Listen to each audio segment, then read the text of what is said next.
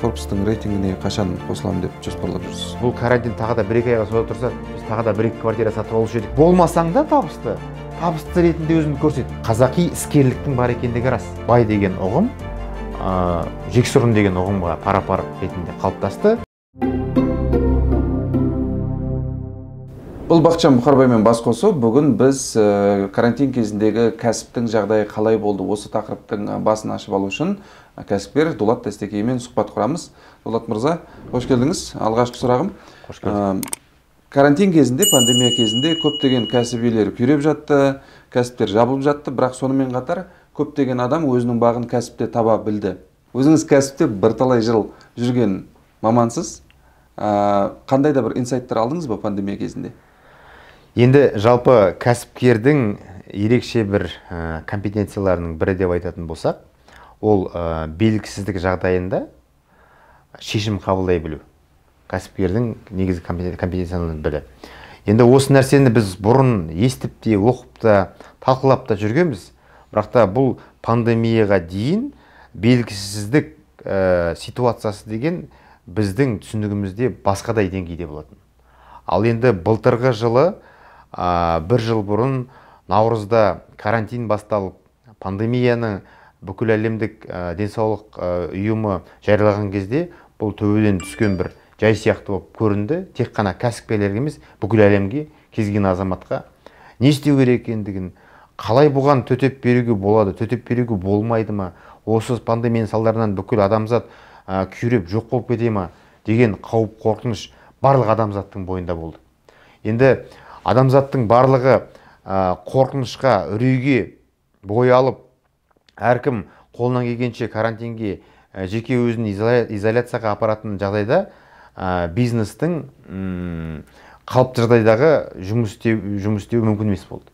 Енді бұл нәрсе кейбір салаларға, кейбір тауар түрлеріне өзіндік пайдасын тигізді, себебі ол сұранысқа ие болған тауарлар. Енді оны біз бәріміз білеміз, мысалы онлайн бас қосулар, Zoom арқылы, азық-түлік, жай қарапайым жағдайдағы, мысалы үшін мен кейін бірінші карантин, екінші локдауннан кейінгі бір босаңсыған сәттерде азаматтармен сұхбаттасқан кезде таныстарымның, кейбір азаматтардың қарапайым ауладағы дүңгіршіктегі сияқты, дүкен сияқтылар, мысалы үшін дүкендер өте үлкен жетістікке, басымдылыққа ие болған екен. Тіпті енді адамбыз ғой, пендеміз ғой, бұл карантин тағы да 1-2 айға созылып тұрса, біз тағы да 1-2 квартира сатып алушы едік деген сияқты репликаларды естіп жүрдік. Шынайы айтқан сөздер естіп жүрдік. Енді менің алған инсайтым, біздің бұрынғы кәсіпкердің белгісіздік жағдайында шешім қабылдау, жұмыс істеу деген айтып жүрген сөздеріміз түкке тұрмайтын нәрсе екен. Нағыз белгісіздіктің жағдайы былтыр көрінді, сезілді, өзіміздің қалтырап, қазақта сөз бар ғой, байтал түгіл бас қайғы деген. Сол сәтті нақты басымыздан кешірдік. Мен өз басым шынайы, мысалы үшін, бизнеске де алаңдау болады, себебі кәсіпкер болғаннан кейін 24/7 бизнесті ойлап жүретін күндерің көбірек қой өмірде, демалысқа шығып кетпесең. Ал енді бизнесті қоя тұрып, өзім бұл нәрсеге қалай төтеп берем, аман қалам ба, жақын жуығым аман қалама деген сияқты сәттерді басына өткіздім. Ал енді бизнеске келіп, біздің енді бизнесіміз қаржы саласында болғаннан кейін, мемлекеттің тарапынан, бізді бағалаушы органдардың тарапынан сырттай берілген директивті түрдегі тапсырмалардың барысында, оған біздің тұтынушыларымыздың жасаған реакциясының тарапынан кейін, менде, мысалы үшін, бір түнде бизнестің бәрі осы уақытқа дейін Airbnb-дің 6 жыл бойы жасалған жұмыс бір түнде көк күшті деген сөздері болды ғой. Сол сияқты біздің де 11 жыл бойы жасаған жұмысымыз 1-2 айда жоқ бола ма деген сияқты үрейлер болған сәттер болды. Сондықтан да алған инсайт, ешқашанда барлығына дайынмын. Менің жаңағыдай орысша айтқанда подушка безопасности, бір деңгейге сенетін қорым бар, немесе жинаған біріктілігім бар деп айтуға болмайды екен. Әрдайым бір тосын сыйға сырттан келетін керемет соққыға дайын болу керек. Жаңа айтып жатырсыз, белгісіз жағдайында жұмыс істеуге тура келді деп.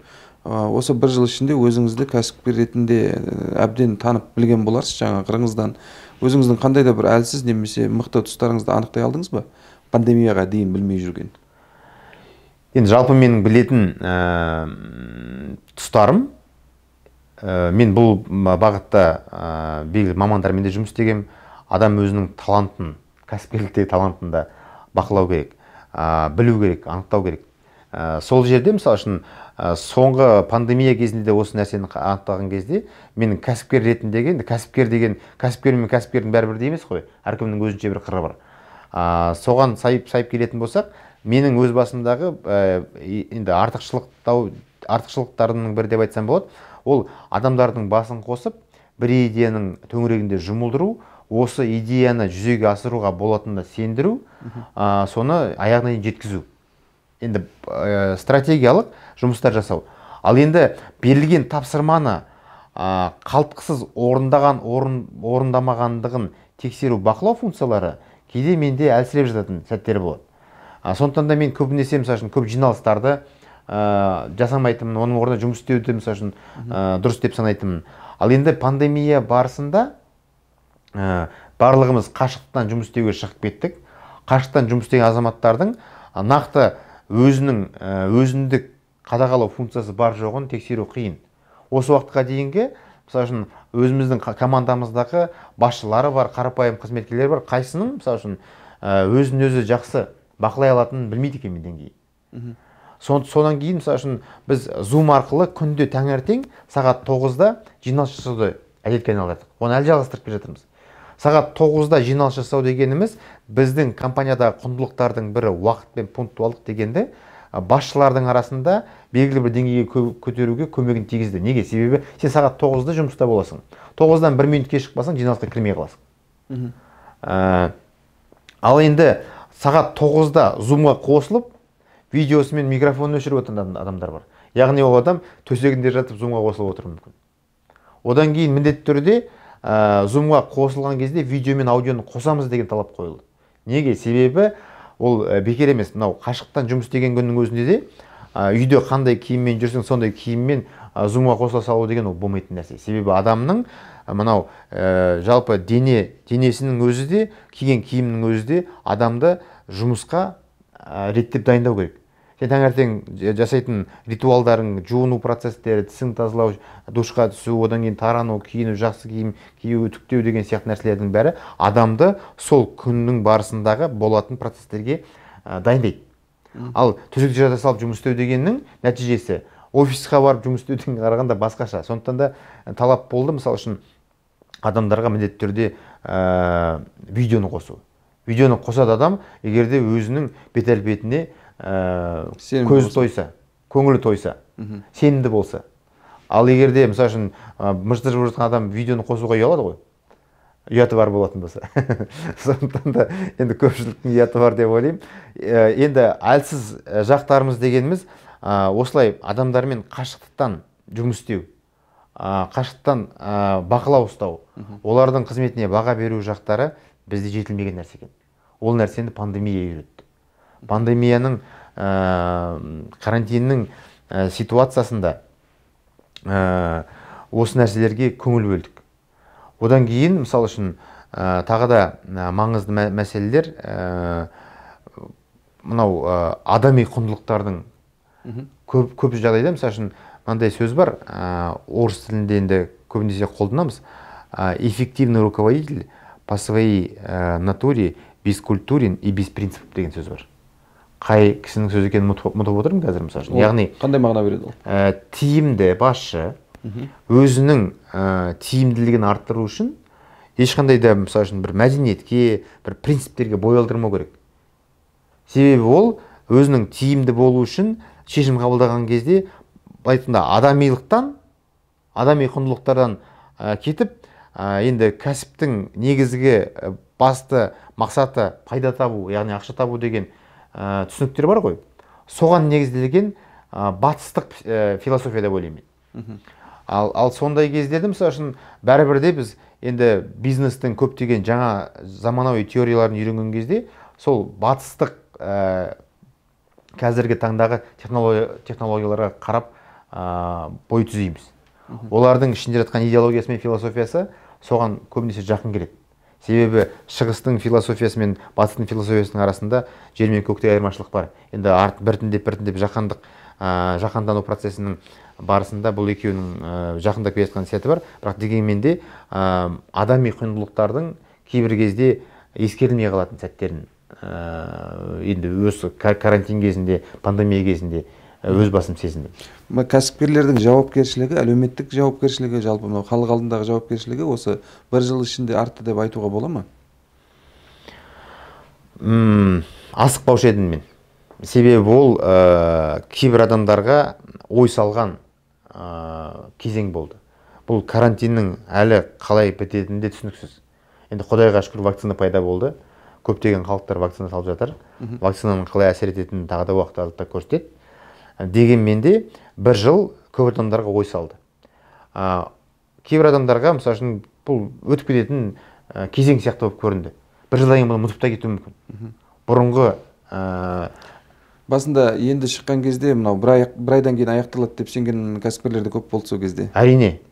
Бір айдан кейін, бір 15 күн күтсек бітеді, 2 айдан бітеді деген. Енді адам болғаннан кейін жақсылыққа сенеміз ғой. Сондықтан да жылдамырақ бітсе екен деген әрқайсымыздың ниетіміз болды. Біз мысалы үшін ойладық, қазіргі таңда бізде Қазақстанда енді ресми сандарға сенетін болсақ, статистикаға 201-ден кем мың адам жұқтырған. Біз ойладық басында статистиканы көріп отырған кезде 5 адам, 10 адам, 50 адам деген кезде бір 1000 адамға барып бітетін шығар дегенде ойлар болды. Иә. Сондай да мысалы үшін түсініктер болған кездер болды. Сол үшін бұл карантин, пандемия сәті бизнестің әлеуметтік жауапкершілігін арттыруға көмегін тигізді деп айту менің өз субъективті пікірім бойынша дұрыс емес сияқты. Бірақ та көптеген адамдарға ой салды.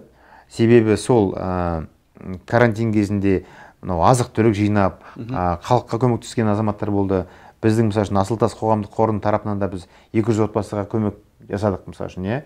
Енді қазір қарап отырсаң, ол көмектердің барлығы мысалы үшін бірінші карантин кезінде адамдарға жәшік азық-түлікке апарудың қажеттілігі жоқ еді негізінде. Ешкім аштан өлген жоқ ол кезде. Енді адамдардың бұл ситуацияға басқаша көзқараспен қарап, енді әртүрлі осындай апокалипсиске жақын, осындай ситуацияларға жақын түсірілген кинолар, фильмдерді көріп, содан мысалы үшін фантазиясы оян кәсіпкерлердің де мысалы үшін белсенділік танытқан кездері болды. Оны да ашық айту керек. Бірақ дегенмен де біраз адамдарға осындай әлеуметтік жауапкершілік бағытында жұмыс істеуіне алғашқы адамдардың бірі болды деп ойлаймын. Менің меңзеп отырғаным бұл жерде енді халықтың бір бөлігі айлық табысы жоқ, күнбе-күн табыс алып жатыр да. Мысалға барады, дүкенде тұрады, сатушы болып, бір күндік нәпақасын алады дегендей. Мысалы 2 айға жабылып қалды бүкіл ел бойынша локдаун болып. Сол кездері адамдардың жағдайы шынымен мәз болмады. Сол кезде меніңше кәсіпкерлер керісінше осыны түсініп, халқына қарай жақындаған сияқты көбірек беріп. Мәселен, өзіңіздің жаңағы қорыңыз бар. Бұған дейін көмек беріп келдіңіз, бірақ пандемия кезінде өзіңіздің көмегіңіздің мөлшері артты ма? Сіздердің тарапыңыздан болып жатқан. Енді біз бұғынға дейін біз өз тарапымыздан енді көп айтылатын нәрсе балық емес қармақ бер деген сияқты ситуациялар, немесе біз көбінесе басқа саладағы олқылықтары барау деген жерлерге көмегімізді тигізгіміз келеді. Ал нақты сол пандемия кезінде біз азық-түлікке емес қаржылай көмек беруге тырыстық. 25 000 теңгеден 200 семьяға көмек бердік мысалы үшін. Себебі бір адамға памперс керек болуы мүмкін, бір адамға нан керек болуы мүмкін, бір адамға дәрі керек болуы мүмкін. Ал енді бұл мынау азық-түліктің корзинасын, корзинкесін апарып берсең, оның ішінде мысалы үшін біреуге қажет, біреуге қажет емес зат болуы мүмкін. Сондықтан да біз қаржылай бердік, карталарын аударып бердік. Себебі адам өзіне қажет затын өзі алсын деген ниетпен. Карантин кезінде адамдардың біразы шығармашылықпен айналысты, өйткені бос уақыт көбейді. Шығармашылық болды, кітап оқыды, өзінің жаңағы тұлғасын дамыту мәселелерімен айналысты. Өзіңіз осыған келетін болсақ, міне көріп отырмыз, кітап жазумен де шұғылданған сияқты, осыған қатысты айтып өтсек. Мен білем, таныстарым бар, Игорман мәселен карантин кезінде бір емес бірнеше кітап жазып тастады. Өзімде мысалға бір кітап шығардым, өйткені уақыт көп болды, бірдеңеге жұмсау керек. Сізде шығармашылық процесі енді бизнестен тыс қалай жүріп отырды? Осы мына кітаптың жазылуына не түрткі болды? Қайдан келді идеясы, қалай жаздыңыз? Енді басында белгісіздікті аздап түсіне бастадық, себебі басында бірнеше уақыт кәсіпкерлер бар, басқа да мысалы үшін оқыған мектептер бар, бизнес мектептері. Солардың азаматтары енді бірінші бойындағы үрейді жеңіп болғаннан кейін бір-бірімізбен Zoom арқылы конференциялар өткізіп, бұның себеп салдары қалай болады деген сияқты болжамдар айтыла бастады. Оларды естігеннен кейін жалпы өмір сүруге болады екен ау деген түсінік пайда болғаннан кейін жұмысты онлайн қашықтан істеп жасап жатқан кезде енді біз көптеген уақытта байқамай қаламыз, кеңсеге бару міндетті болып тұрады. Себебі енді адамдармен бетпе-бет кездесудің де өзіндік бір химиясы бар ғой. Сондықтан да кеңсеге бару дұрыс деп қалғаннан кейін біз кеңсеге барғанға дейін, қайтқанға дейін, немесе басқа бір кездесуге барғанға дейін көптеген уақытымыз жолда жоғалтамыз. Ал енді карантин уақытында бұндай жолға кететін уақыттардың мейлінше үнемделіп, адамның уақыты пайда болатын, өзіне-өзі сұрақ қоятын сәттер пайда болды. Сол кезде мысалы үшін өзіңмен өзің жұмыс істеп, жалпы өмірдегі біздің миссиямыз қандай деген сұрақтар, өмірде қойған мақсаттарымыз жүзеге асыру үшін қандай жұмыстарды жасауымыз керек деген сұрақтарға жауап іздеген сәтте менің ойларымның бірі, енді күнделікті адамдармен кездесу сәті жетіспегеннен кейін, дефицит болғаннан кейін өз басым әлеуметтік желі арқылы тікелей эфирге шыға бастадым. Тікелей эфирде енді не айтамын мен? Мен әнші емеспін, айтатын мысалы үшін. Ақын емеспін, өлең шығарып оқып отыратын, енді 4 жұмақтық басын құрастыра алатын шығармыз, бірақ ақындардың қасында. Содан кейін өзім білетін, істеп жүрген кәсіп туралы, бизнес туралы білгенімді, жиған тергенімді айта берейін дедім. Ал жалпы бизнес туралы орыс тілінде, ағылшын тілінде Құдайға шүкір контент жеткілікті. Бұрын бұғанға дейінде біліп жүретін өзіміздің ана тілімізде, қазақ тілінде жазылған кітаптарда, контентте, материалда бар болғанмен сапасы төмендеу болуы мүмкін, немесе жоқтың қасы. Сондықтан да маған ой келді, осы қазақ тілінде әртүрлі тақырыптарға тікелей эфир жүргізсем, адамдарға қаншалықты қызық болады, сұрақтар бола ма болмайды ма деген. Сол тікелей эфирді аптасына 2 реттен 3 реттен жүргізе бастадым. Тікелей эфир жүргізу, мысалы үшін менің қоғамның алдындағы, көпшіліктің алдындағы, жиналыстағы сөйлеу қабілетімнің деградацияға кетпей, регресс болмай, тіпті бір орында болмаса, прогресс беруге де өзінің көмегін тигізді. Сол сәтте, мысалы үшін, тікелей эфирді қарап жүрген азаматтар маған осы айтып жүрген ойларыңыз бізге ұнайды, кейін видеоңызды қайталап көреміз, бірақ дегенмен де айтылған әрбір тақырыптардың бәрін басын қосып, кәсіп жайында қазақ тілінде кітап жазып шықсаңыз керемет болады деген бірнеше ұсыныстар, өтініштер, идеялар түсіп жатты. Сол кезде ой келді, шынымен де неге жазбасқа? Уақыт бар, ойлардың бәрін басын жинасақ, тақырыптарды реттесек, уақыт тапсақ, жазсақ керемет болады. Себебі қазіргі таңда шынымен де қазақ тіліндегі кәсіп жайындағы жазылған көп кітаптардың халыққа толыққанды ақпарат бермейтіндігі анық нәрсе. Оны өзіміз қарап та біліп те жүрміз. Енді көріп отырған көрермендер де оны растайды деп ойлаймын. Жазылған күннің өзінде де көбінесе кітаптар батыстық немесе басқа да бізге жат идеологияның, жат практиканың, жат тұтынушылардың өткен экспириенс, яғни тәжірибесін қолдана отырып жасалған кітаптарды қазақшалап бере салу, аударып бере салу. Ол мысалы үшін Қазақстанда болып жатқан бизнестің қалай өмір сүріп, белгілі бір кезеңді жүріп өтуі осы ортаға, осы жерге байланысты қалыптасқан тәжірибелер болады. Ал ол біздің мысалы үшін Кремний алқабындағы компанияның жүріп өткен жолы Қазақстанда солай қайталанбайды ғой. Сондықтан да белгілі бір тақырыптарды өзіміздің компанияның 11 жылдық тарихына негізделе отырып, нақты тақырыптар, нақты практикалық жайттарды еске ала отырып, қолымыздан келгенше осы кітапты жазуға талпындық. Енді Құдайға шүкір міне қолымызға тиіп отыр, шығып отыр. аманшылық болса 23-ші күні тұсаукесерін таныстырылым жасаймыз. Содан кейін жалпы халыққа жолдатады деп ойлаймын бұл кітап. Қалай болса да тағы да ең маңызды бір нәрселердің бірі, енді әлемде бизнес жайлы жазылған кітаптар көп.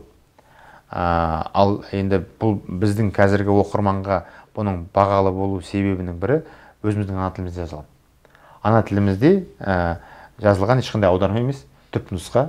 Қазақи ойлайтын азаматтардың қазақ тілінде, Қазақстанның жерінде, қазақтың ұлан байтақ даласында болып жатқан процестерді осы қазіргі заманға сай лайықтап қандай нәтиже алғандығын жазып шығуында.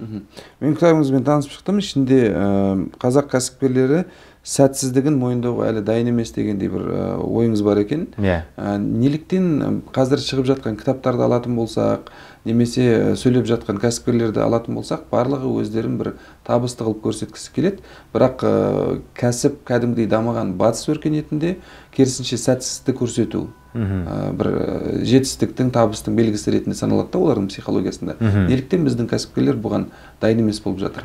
Енді бұл жалпы қоғам өзінің даму формациясында белгілі бір эволюциялық этаптардан өту керек деп өз басым ойлаймын. Неге? Себебі жалпы батыстың өзінің идеологиясында, философиясында осы табыстылық идеологиясы қатты жүріп тұрған. Қатты жүріп тұрған, мысалы үшін мынау кәсіпкерліктің қазіргі таңдағы ең шың биігіне шыққан мемлекеттердің бірі ақш болатын болса, ақшта неғұрлым табысты жетістікке жеткен кәсіпкерді көрсету, оның образын қалыптасу кәдімгі идеология ретінде жүрген. Сол идеология ретінде жүргеннен кейін оларда мысалы үшін мынандай түсінік те бар. Өзіңді жетістікке жеткен табысты адам ретінде көрсет. Болмасаң да ұқсап бақ деген Абай атамыздың сөзі бар ғой. Бір ғылымды көрсеңіз дейді. Енді сол сияқты осы табыстылыққа жетістікке жеткен адамдың образын қалыптастыруда батыста да болмасаң да табысты ретінде өзіңді көрсет. Сонда сен солардың қасында жүр. Табысты болмасаң да өзіңді табысты адам ретінде киім кию арқылы выпендрешь, мысалы үшін, понт жасау. Сөйтіп арқылы аферистер тудырды, мысалы үшін. Ол қоғамнан ол бізге де келіп орын алған сәті бар. Көрсең, мысалы үшін адамды үстіндегі киген киімі, костюм шалбары, астындағы машинасының бәрі керемет болуы мүмкін. Бірақ үйі бір жұпыны бірдеңке болуы мүмкін. Себебі ол бір табысты мықты адамдармен кездесіп, болмайтын бір алаяқтық жасап ақша табам дегенде адамдар бар. Сол үшін, мысалы үшін, ол батыста да болған нәрсе кейіннен ондай кейстердің көп болуының нәтижесінде қоғамның тарапынан сұраныс түсті. Ақты ақ, қараны қара деп көрсеткен дұрыс деген сияқты. Содан кейін табысқа жеткен азаматтардың өзі менің осындай фейлім, яғни жолым болмаған сәтім болды. Бірақ та бұл фейк емес деген сияқты. Фейл мен фейктің арасын ажыратып алатын сәттерді көрсете бастағаннан кейін, яғни бір прецедент пайда болды. Сондықтан да кейбір азаматтар мен бір қиындыққа, сәтсіздікке душар болып барып, қайтадан тағы табысқа жеттім деген түсінік пайда болды. Осы эволюцияның барлығы өткен кезде бізде де мысалы үшін қазіргі уақытта аздап табысқа жеткен азаматтар өз тарапынан бұрын менде осындай сәтсіздік болды деген. Қазіргі кезде өзім баспагер ретінде білемін да, маған да жиі жазады оқырмандар, мынау кәсіп бастау үшін қандай кітап оқу керек дейді. То есть мынандай түсінік қалыптасқан сияқты, егер сен кәсіпке келгің келетін болса, бір кітап оқисың, ары қарай бәрі қолынан келеді дегендей. Бұл қаншалықты рас? Мына кітабыңызды оқып алса, кәсіп бастап кете ала ма адамдар? Енді мынандай бір қалжың аралас қанатты сөз бар ғой. Жалпы адамның өте жақсы өмір сүру үшін бір кітап емес, енді 10 кітап оқыса жеткілікті дейді. Бірақ сол 10 кітапты табу үшін 1000 кітап оқып шығу керек деген түсінік бар. Мен онымен толық келісемін. Енді өз басым соңғы 4-5 жылда мысалы үшін жылына 10-15 кітаптан оқып жүрмін. Оның қайсысы маған әсер етті, қайсысы көмектесті, оны нақты басып айту да мүмкін емес. Әрбір кітаптан алатын әртүрлі сайт бар. Бірақ та енді кейбір азаматтар енді өз басымда да болған, қазірдің өзінде маған ағылшын тілінде кітап оқу оңай емес. Бірақ негізгі мықты кітаптардың бәрі ағылшын тілінде шығады. Орыс тілінде оқу проблем тудырмайды. Бірақ та университетке барғанға дейін орыс тілінде кітап оқу қиындау болған маған. Қазақ тілінде ғана оқитын.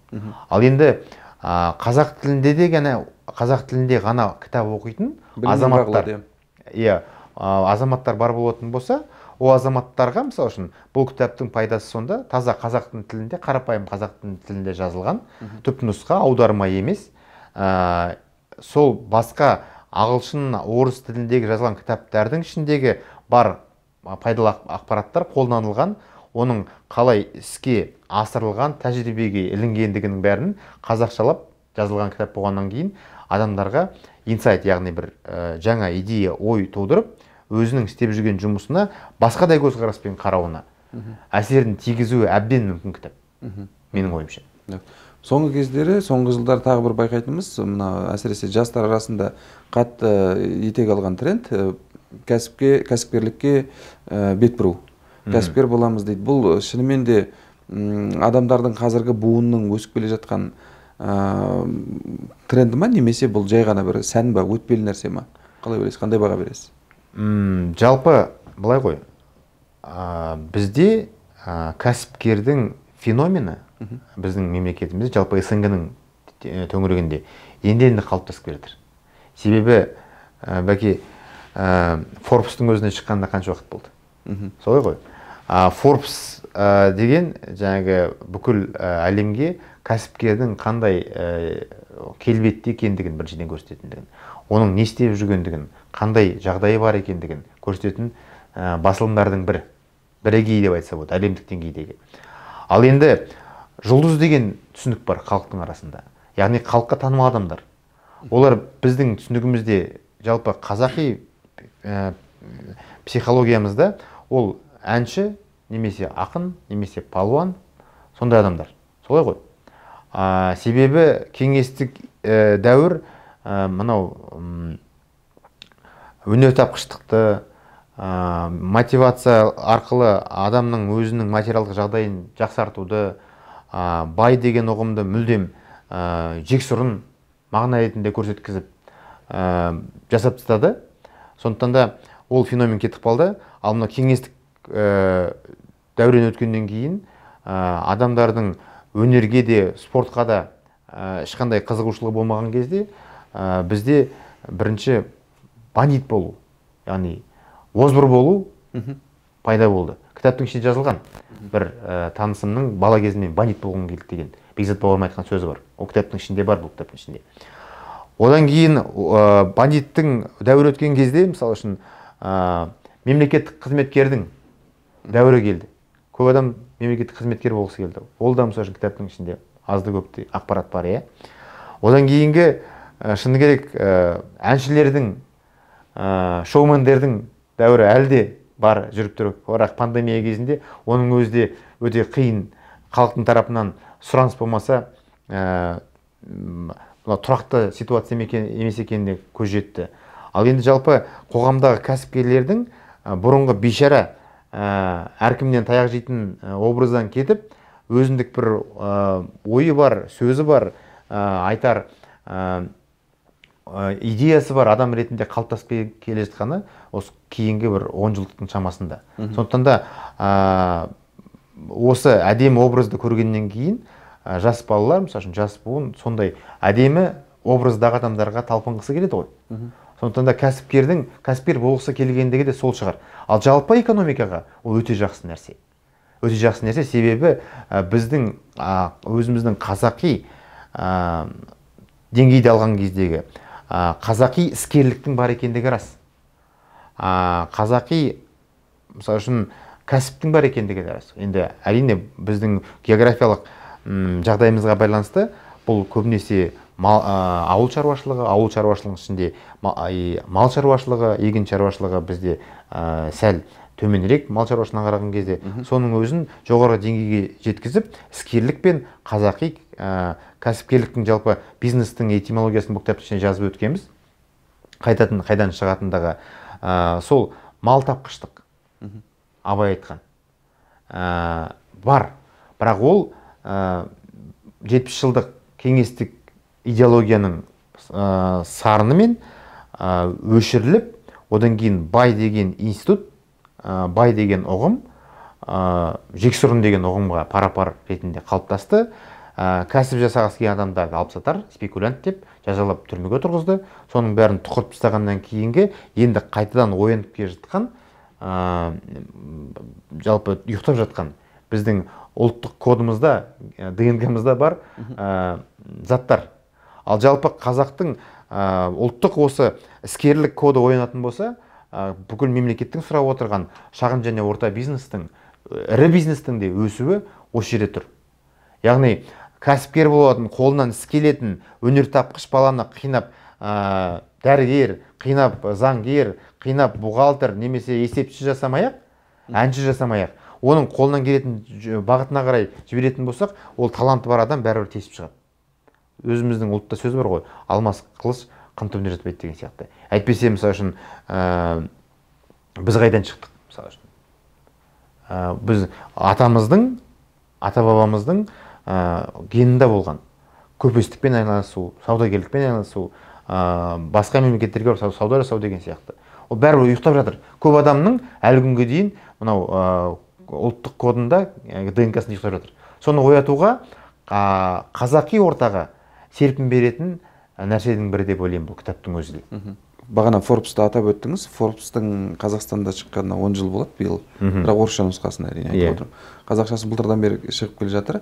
Өзіңіз Forbes-тың рейтингіне қашан қосыламын деп жоспарлап жүрсіз? Енді мен осыдан 5 жыл бұрын өзімнің жоспарларымды, 5 жылдық жоспарларымды жазу әдеті бар. Жыл сайынғы мақсаттарымды жазып жүрем. 5 жыл бұрын 2022 жылы кірем деп жоспарлап қойыппын. Бірақ қазіргі ситуацияға байланысты 1 жылдық пандемия бар. Ертеректеу болып тұр. Тағы да 1-2 жыл уақыт керек шығар деп ойлаймын. Шегердіңіз, иә? Енді Forbes-тың рейтингісі ол Қазақстанның ең дәулетті 50 кәсіпкері деп аталады. Егерде бұл рейтинг 50 емес 100 кәсіпкер деп аталғанда сіз қазір кіріп тұрсыз ба соған? Қазір әлі ертеректеу. Жақсы. Мына кітабыңызға қатысты тағы бір сұрақ қоя кетейін. Бұл кітап кімдерге арналған? Бастап жатқан кәсіпкерлерге ма, немесе жалғастырып жатқан кәсіпкерлерге ме? Не береді? Бұл енді тек қана кәсіпкерлікпен шектеліп қалды деп айтқым да келмейді. Философия бере ме бір? Философия да береді. Себебі ол кәсіп болсын, ол тіпті сол әншілік болсын, ол ақындық болсын, ол дәрігерлік болсын, ол заңгерлік болсын. Адамның тынбай, талмай еңбек етіп, талпынатын болса, амбициялық жоспарлар мен мақсаттарды құрып, соған баруға деген өзінің траекториясын түзе болатын болса, жетуге болатын бір сәттер. Қиыншылықтар, инсайттар бар деп ойлаймын. Ал тек қана кәсіпкерді алып қарайтын болсақ, онда бұл мысалы үшін өте маңызды деген аты да маңызды заттар бастаған адамға да бар, жалғастырған адамға да бар деп ойлаймын. Себебі бұл нақты бизнестің басталып 10 жыл ішінде қалай өмір сүргені туралы бастан өткен жағдайларға негізделіп жасалған деректер мен жасалған кітап. Сондықтан да 10 жылдық тарих көптеген кәсіпкерлерде жоқ.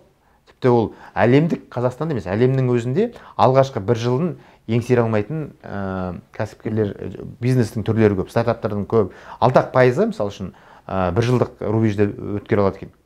Қалғаны 1 жылдың ішінде ашылып жабылып қалады. Ал 10 жылдық рубеж көптеген бизнестерге пара-пара келеді деп ойлаймын. Кәсіпкер алғашқы 10 жылында неге дайын болу керек деп атауында көрсеткен екенсіз. Не нәрсеге дайын болу керек?